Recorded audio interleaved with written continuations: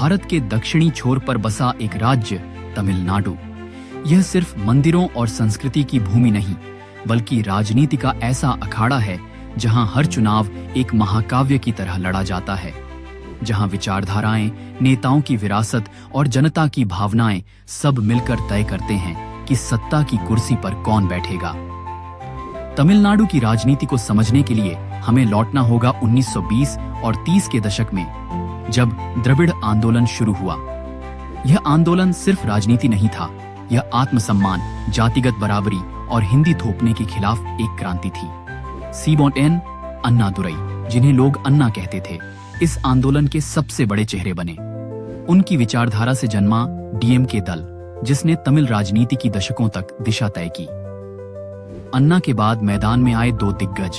एक तरफ थे एएम करुणानिधि, कवि, लेखक और डीएमके के मास्टर रणनीतिकार। दूसरी ओर थे एएमजी रामचंद्रन, एमजीआर, सुपरस्टार अभिनेता, जिनकी छवि जनता के दिल में मसीहा जैसी थी। 1970 और 80 के दशक, ये थे तमिलनाडु की सबसे बड़ी राजनीतिक प्रतिद्वंद्विता के साल। करुणानिधि बनाम एमजीआर। जनता एक तरफ विचारधारा को देखती, दूसरी तरफ फिल्मी हीरो की करिश्माई छवि को। एमजीआर ने डीएमके से अलग होकर बनाया एआईएडीएमके और फिर 1977 में मुख्यमंत्री बने। उनकी लोकप्रियता ऐसी थी कि फिल्मों के पर्दे से लेकर सत्ता के गलियारों तक हर जगह सिर्फ एमजीआर का नाम गूंजता। 1999 एमजीआर की मृत्यु के बाद एआईएडीएमके को मिला नया चेहरा, जयललिता। सिनेमा की चमक से राजनीति में आई जयललिता ने खुद को अम्मा के रूप में स्थापित किया। गरीबों के लिए अम्मा कैंटीन, अम्मा पानी, अम्मा दवा जैसी योजनाएं। उनकी राजनीति करुणानिधि की डीएमके को सीधी चुनौती थी। दोनों दलों की टक्कर डीएमके बनाम एआईएडीएमके तमिलनाडु की राजनीति की पहचान बन गई।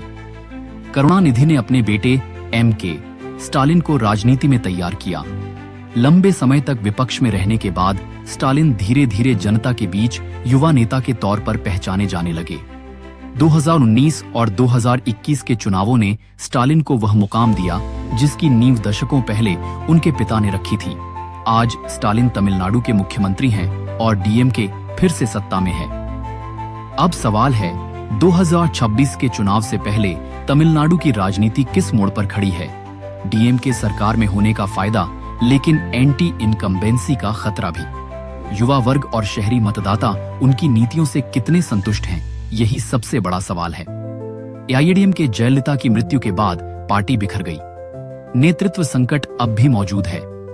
2026 तक पार्टी जनता को यह विश्वास दिला पाएगी या नहीं, यही भविष्य तय करेगा। केंद्र में सत्ता और मोदी फैक्टर के सहारे बीजेपी तमिलनाडु में जगह बनाने की कोशिश कर रही है, लेकिन द्रविड़ राजनीति के किले में सेंध लगाना आसान नहीं। कांग्रेस डीएमके के साथ गठबंधन में है, लेकिन खुद का जनाधार कमजोर है। उनकी भूमिका किंगमेकर जैसी रह सकती है। तमिलनाडु की राजनीति की सबसे बड़ी सच्चाई है यहाँ की जनता। यहाँ के लोग सिर्फ नारों या वादों से प्रभावित नहीं होते। वे नेताओं को कसौटी पर कसते हैं, योजनाओं को तौलते हैं और फिर वोट देते हैं। नाटक, संघर्ष, प्रचार, गठबंधन, टूटन, जोड़ तोड़ सब होगा, लेकिन अंत में फैसला वही करेगा जिसने इस राज्य की राजनीति को हमेशा से दिशा दी है। तमिल जनता, तमिलनाडु की राजनीति। यह कहानी सिर्फ चुनाव जीतने की नहीं, बल्कि विचारों, विरासतों और जनता के विश्वास की है। और 2026 यह सिर्फ एक और चुनाव नहीं, बल्कि यह तय करेगा कि आने वाले दशक में तमिलनाडु की राजनीति किस दिशा में जाएगी।